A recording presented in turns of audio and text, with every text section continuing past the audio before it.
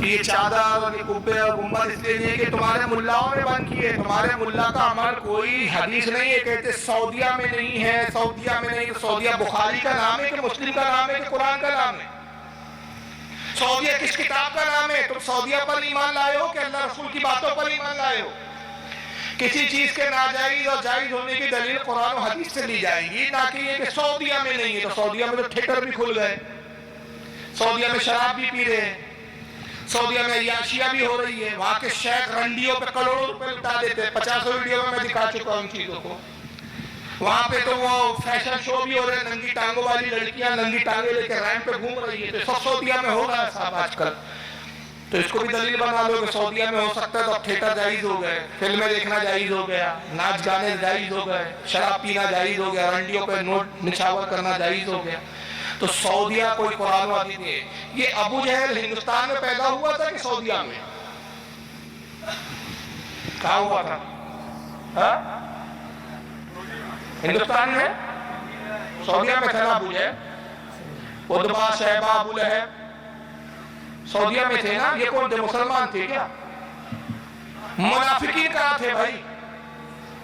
سورہ منافقین جن کے بارے میں قرآن میں پوری کی پوری ایک سورت ہے جس کا نام یہ سورہ منافقین, سورہ منافقون. تو یہ سورت جو منافق ہو گیا سورہ کافرون, یہ کافروں کے بارے میں سورت. یہ 365 بت کہاں رکھے ہوئے تھے؟ 600 سال تک رکھے رہے, کعبہ میں تھے نا. تو یہ سب سعودیہ میں ہوا. تو اس کا کیا مطلب؟ سعودیہ میں کفر نہیں ہو سکتا, سعودیہ میں کفر بھی ہو سکتا ہے, منافقت بھی ہو سکتی ہے. تو یہ دلیل نہیں ہے کہ سعودیہ میں ہوتا ہے تو وہی جائز ہے, جو نہیں ہوتا. اور اگر یہ دلیل ہے, اب مدعے کی بات سن لیں اس پہ اختتام. اگر سعودیہ تمہارے لیے حجت و دلیل ہے, چیلنج قبول کرو میرا, کتاب میں دکھاتا ہوں, تم اپنے ملا سے خود بلا لو. سعودیہ کے موجودہ جو مفتی اور عالم ہیں, ابھی مرا جو سعودیہ کا سب سے بڑا مفتی تھا شیخ احمد حمود, اس نے کتاب لکھی القول البلیغ فی جماعت تحذیر جماعت التبلیغ. اس نے تبلیغی جماعت اور دیوبندیوں پر کفر کا فتویٰ لگایا سعودیہ کے مفتی نے. تو اس کو آپ قبول کر لو کہ بھائی سعودیہ والوں نے جو سعودیہ بولتا ہے وہ صحیح ہے, تو سارے دیوبندی وہابی تبلیغی قبول کر لو کہ بھائی ہم پہ جو فتویٰ لگا ہے کفر کا وہ بھی صحیح ہے. تو ساتھ سے سارے دیوبندی پھر کافی ہے. مانتے ہو گیا پھر اس کو تو نہیں مانتے. حسام الحرمین جن کے کفر پہ لائی ہو, کہاں کے علماء نے فتوے دیے تھے اس دور میں؟ سعودیہ کے علماء نے دیے تھے. اس کو کیوں نہیں مانتے پھر؟ وہ بھی تو سعودیہ کے ہی رہنے والے تھے. تو یہ فرقے کا معاملہ ایسا ہے کہ میٹھا میٹھا ہاپ ہاپ اور کڑوا کڑوا تو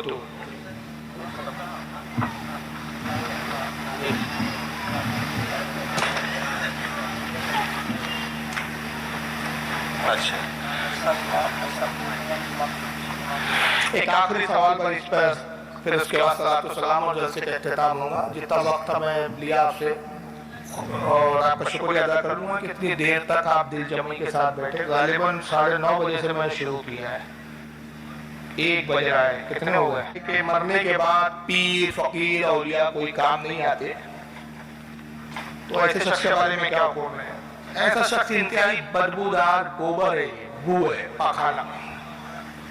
اس سے دور رہو ورنہ آپ بھی بدبودار ہو جائیں گے. تو ایسے شخص کے بارے میں کیا حکم ہے؟ ایسا شخص انتہائی بد ہو گئے 1 2 3 کہ مرنے کے بعد پیر فقیر اولیاء کوئی کام نہیں آتے. تو ایسے شخص کے بارے میں کیا حکم ہے؟ ایسا شخص انتہائی بدبودار گوبر ہے, بو ہے, پاخانہ. اس سے دور رہو ورنہ آپ بھی بدبودار ہو جائیں گے.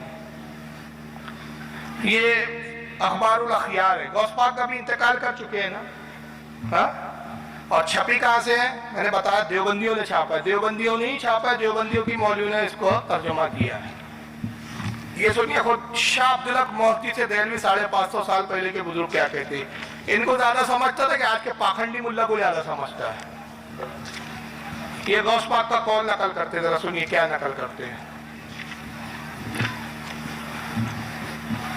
غوث اعظم فرماتے ہیں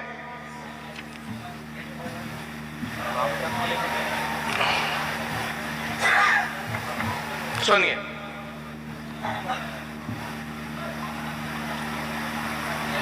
غوث اعظم کہتے ہیں قیامت تک میں میں اپنے مریدوں کی دستگیری کرتا رہوں گا اگرچہ وہ سواری سے گرے، اور فرمایا کہ جب بھی اللہ سے کوئی چیز مانگو تو میرے وسیلے سے مانگو تاکہ تمہاری مراد پوری ہو، اور فرمایا جو کسی مصیبت میں میرے وسیلے سے امداد چاہے تو اس کی مصیبت دور ہو، اور جو کسی سختی میں میرا نام لے کر پکارے اسے کشادگی حاصل ہو، اور جو میرے وسیلے سے اللہ کے سامنے اپنی مرادیں پیش کرے تو وہ پوری ہو۔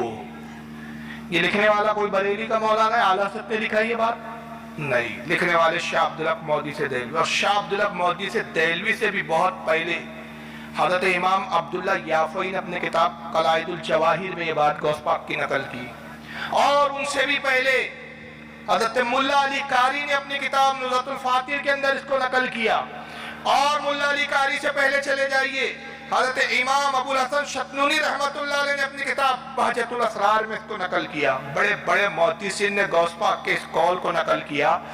کوئی دیوبند کا لال میرے سامنے آ کے بولے کہ یہ سارے محدثین بدعتی تھے، مشرک تھے۔ بھائی ہمارا عقیدہ وہی ہے جو سلف صالحین کا عقیدہ ہے، جو بزرگان دین کا عقیدہ ہے، اور ہم ان اماموں کے عقیدے کو مانتے ہیں جن کو تم بھی امام کہتے ہو۔ تمہاری بھی اوقات نہیں ہے کہ ان کے تعلق سے تم کوئی فتویٰ دے سکو، کیونکہ انہی کی کتابیں تم بھی پڑھتے ہو، انہی کی کتابیں تم بھی اپنے مدرسوں میں رکھتے ہو۔ یہ فرق الگ ہے کہ تم کتابیں رکھتے ہو، پڑھتے ہو، لیکن مانتے نہیں ہو اور ان بزرگوں کی کتابوں کو چھپاتے ہو۔ اور سب کچھ چھوڑو، یہ کتاب تمہارے دیوبند سے چھپی ہے، تو جو ایسی کتاب میں ایسی باتیں لکھی ہے اس کو دیوبندی چھاپے تو سب سے پہلے تو دیوبند والوں پہ فتویٰ لگاؤ۔ تو غوث پاک کا وصال ہوا اور غوث پاک کہہ رہے کہ قیامت تک میں اپنے مریدوں کی جو ہے حاجت کو پورا کروں گا، کوئی مجھے پکارے میں اس کی حاجت کو سنوں گا۔ تو پیر صاحب کام آ رہے ہیں کہ نہیں آ رہے ہیں؟ آ رہے ہیں نا۔ اور میں نے کیا کہ حدیث پڑھی تھی، اللہ کے رسول ظاہراً وصال فرما چکے نا، مگر سرکار نے کیا فرمایا؟ من زار قبری وجبت لہو شفاعتی، جو میری قبر کی زیارت کرے اس پر میری شفاعت واجب ہو گئی۔ تو آپ حضور کی قبر پر جا رہے ہیں، شفاعت کا مدعا، شفاعت کی بشارت مل رہی ہے، تو حضور کی قبر کی زیارت سے، حضور کے روضے پہ جانے سے فائدہ مل رہا ہے کہ نہیں مل رہا ہے؟ مل رہا ہے نا، جنت واجب ہو رہی۔ تو وصال کے بعد بھی اللہ کے اولیاء یہ سب فائدہ دیتے ہیں، اور اس کی بہت ساری دلیلیں، میرے پاس وقت نہیں ہے، صرف ایک کتاب حالت کی پڑھ لے، اس کا نام ہے انوار الانتباہ فی حل نداء یا رسول اللہ، جس کا اردو ترجمہ نام آتا ہے یا رسول اللہ، نداء یا رسول اللہ۔ یہ کتاب مارکیٹ میں ملتی ہے، نہ ملے تو نیٹ پر بھی موجود ہے۔ اس میں بہت ساری دلیلیں اعلیٰ حضرت نے بیان کی ہے۔ واللہ اعلم ثم رسول عالم۔ اللہ تعالیٰ جو کچھ بیان ہوا اس کو قبول فرمائے۔